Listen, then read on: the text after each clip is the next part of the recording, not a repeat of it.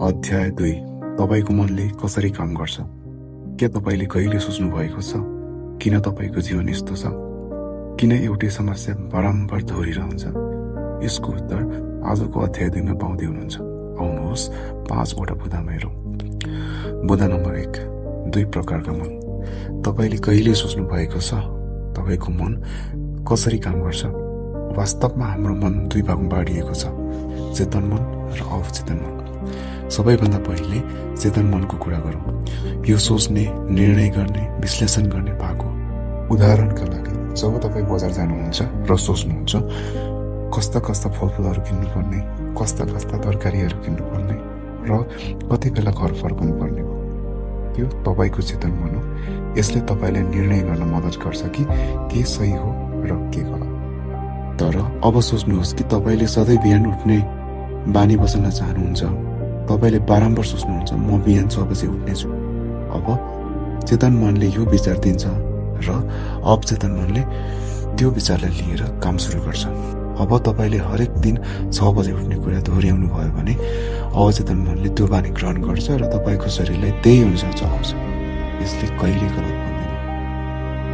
अवचेतन मन, जसले हामी प्राय बुझेका हुँदैनौँ, यो शान्त तर अत्यन्त शक्तिशाली छ। यो तपाईका बानी, भावना, प्रतिक्रिया र जीवनका परिणामहरू चलाउँछ। साँचो कुरा के हो भने तपाईँ जे कुरा बारम्बार सोच्नुहुन्छ वा अनुभव गर्नुहुन्छ, अवचेतन मनले त्यसलाई सत्य मान्छ र तपाईको वास्तविकता बनाइदिन्छ। बुदा नम्बर 2, विचारहरू बिउ हुन्। अब कुरा गरौँ विचारहरू बिउ जस्ता हुन्छन्। तपाईको अवचेतन मनलाई उब्जाउ माटो जस्तै सोच्नुहोस्। तपाईले जुन बिउ रोप्नुहुन्छ त्यो नै तपाईको जीवनमा बढ्छ। उदाहरणका लागि यदि तपाईँ डर रोप्नुहुन्छ, जस्तै म सफल हुन सक्दिनँ, तपाईको जीवनमा चिन्ता र असफलता बढ्छ। यदि तपाईँ सन्देह रोप्नुहुन्छ, जस्तै म योग्य छैन, तपाईको आत्मविश्वास घट्छ, अवसर हराउँछ। तर यदि तपाईँ आत्मविश्वास, सकारात्मक सोच, सफलता र समृद्धि रोप्नुहुन्छ, तपाईको जीवन स्वतः त्यही दिशातर्फ बढ्छ। ध्यान दिनुहोस्, अवचेतन मनले राम्रो वा नराम्रो भन्दैन। यसले केवल तपाईले दिने आदेश पालना गर्छ। तपाईले जे सोच्नुभयो, जे बारम्बार दोहोर्याउनु भयो, त्यो नै तपाईको वास्तविकता बन्नेछ। बुदा नम्बर 3, चेतन मन तपाईको गेटकिपर हो। सोच्नुहोस्, तपाईको चेतन मन त्यो ढोका रक्सो जस्तो हो जसले निर्णय गर्छ कि कसरी सोचभित्र पस्छ, कुन कुन सोचलाई भित्र पस्न दिने र कुन कुन सोचलाई रोक्ने। यदि तपाईँ नकारात्मक विचार पस्न दिनुभयो, जस्तै म सफल हुन सक्दिनँ, तपाईको अवचेतन मनले त्यसलाई विकसित गरेर सङ्घर्ष तथा तपाईको असफलता प्रोग्रामिङ गर्न थाल्छ। तर यदि तपाईँ सकारात्मक विचार छान्नुभयो, जस्तै म सक्षम छु र सफल हुन्छु, अवचेतन मन त्यसलाई लिएर सफलताको प्रोग्रामिङ गर्न थाल्छ। सारांशमा भन्नुपर्दा आजको तपाईको जीवन हिजोको तपाईको सोचाइ हो। त्यसैले सोचाइले सचेत रूपमा छनौट गर्नुहोस्। बुदा नम्बर 4, अवचेतन मनले कसरी सिक्छ? अब कुरा गरौँ अवचेतन मनले कसरी सिक्छ त। अवचेतन मनले मुख्य गरी 3 तरिकाले सिक्छ। पहिलो तरिका, दोहोर्याइएकै कुरा बारम्बार सुन्दा वा सोच्दा तपाईको मन त्यसलाई सत्य मान्न थाल्छ।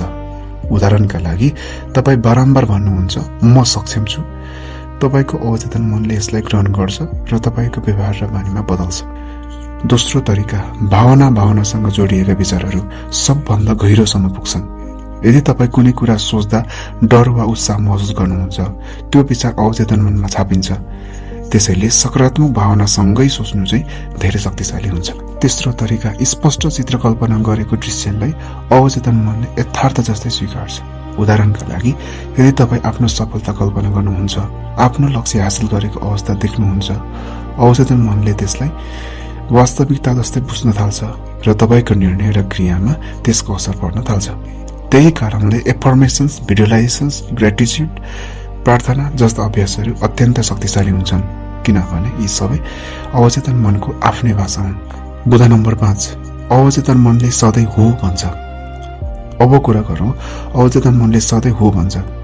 सोच्नुहोस्, तपाईँले जुन कुरा बारम्बार दोहोर्याउनुहुन्छ, तपाईँको अवचेतन मन त्यसमा सधैँ यस भन्छ।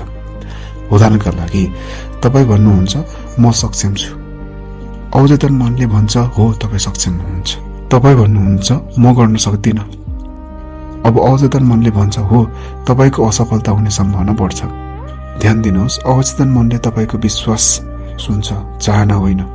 त्यसैले जे कुरा बारम्बार सोच्नुहुन्छ त्यो नै तपाईको वास्तविकता बन्नेछ। यस अध्यायको मुख्य सारांश, तपाईको बाहिरी जीवन तपाईको भित्री सोचको प्रतिबिम्ब हो। तपाईले भित्र जे सोच्नुहुन्छ, जस्तो जस्तो विश्वास गर्नुहुन्छ त्यही बाहिरको वास्तविकतामा बदलिन्छ। अवचेतन मन तपाईको इन्जिन हो भने चेतन मन तपाईको ड्राइभर हो र तपाईले रोजेको विचारले नै तपाईको यात्राको दिशा बनाउँछ।